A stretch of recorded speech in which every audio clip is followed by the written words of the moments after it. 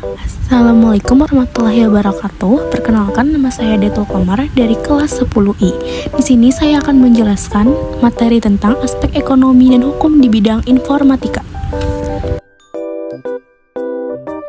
Yang pertama, ada penjelasan aspek ekonomi dan hukum dari produk informatika. Jadi apa sih produk informatika itu? Produk informatika seperti aplikasi, perangkat lunak, dan platform digital memiliki peran penting dalam ekonomi dan hukum. Dari sisi ekonomi, produk ini menjadi sumber pendapatan, membuka lapangan kerja baru, meningkatkan efisiensi bisnis, serta mendorong pertumbuhan ekonomi digital. Sementara itu, dari sisi hukum, produk informatika harus mematuhi peraturan seperti perlindungan data pribadi, hak kekayaan intelektual, transaksi elektronik, dan keamanan siber.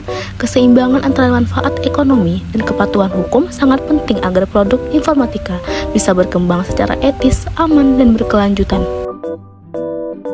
Apa yang dimaksud aspek dari produk informatika? Dalam studi informatika dikenal istilah produk informatika yang merujuk pada hasil produksi dari informatika itu sendiri. Pada dasarnya, ilmu ini mempelajari tentang komputasi atau cara berpikir computational tertentu. Dikutip dari The University of Edinburgh, informatika adalah ilmu yang menganalisis struktur perilaku dan interaksi di dalam sistem komputasi. Oleh karena itu, produknya masih bersangkutan dengan sistem tersebut. Aspek ekonomi dari produk informatika. Yang pertama, ada komputerisasi untuk menyamankan pengguna. Seiring waktu berjalan, teknologi yang memanfaatkan ilmu informatika kian bertambah.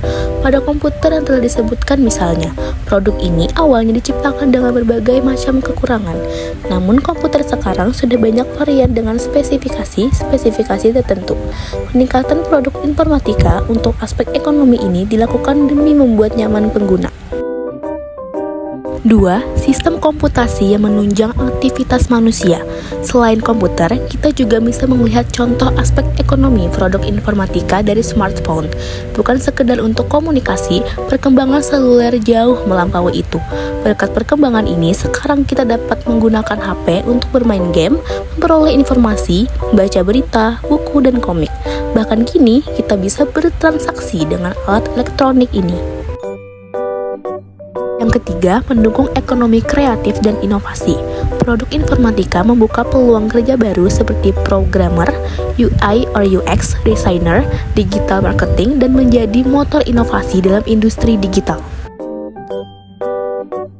Next, kita ke aspek hukum dari produk informatika. Apa sih aspek hukum dari produk informatika? Berbeda dengan ekonomi, aspek hukum produk informatika lebih mengacu pada hukum produk sebagai kepemilikan individu atau kelompok tertentu. Dengan begitu, ada landasan hukum yang melarang suatu produk dibagikan secara cuma-cuma. Aspek-aspek hukum dari produk informatika. Yang pertama ada lisensi komersial.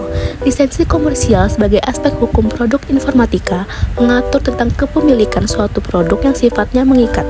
Pengguna hanya boleh menggunakan setelah membayar dan tidak boleh menyebarkannya secara sembarangan. Contohnya seperti sistem operasi dan berbagai aplikasi pengolah lainnya. Pelanggaran terhadap lisensi komersial ini bisa berujung pada tuntutan hukum, tergantung peraturan yang ditetapkan perilis produk tersebut. Yang kedua, ada lisensi gratis. Pengaturan lisensi gratis pada aspek hukum produk informatika memperbolehkan orang-orang untuk memperoleh suatu produk secara gratis. Namun, ada beberapa kebijakan lain yang biasanya harus dipegang teguh pengguna. Misal, tidak boleh membagikan ke orang lain tanpa izin perilis. Yang ketiga, ada lisensi umum. Ada juga aspek hukum produk informatika yang disebut lisensi bebas. Lebih bersifat terbuka, lantaran siapapun boleh mengakses. Beberapa di antaranya juga bisa diubah, ditata ulang, bahkan disebarkan. Yang terakhir ada lisensi domain publik. Pada lisensi ini, pembuat produk informatika memang sengaja memberikan produknya kepada orang-orang. Hampir sama dengan lisensi umum, publik bebas menyebarkan dan menggunakan produk tersebut. Jadi demikian presentasi dari saya. Semoga materi yang disampaikan bermanfaat dan bisa menambah wawasan kita semua. Terima kasih atas perhatian dan waktunya. Mohon maaf bila ada salah kata. Wassalamualaikum warahmatullahi wabarakatuh.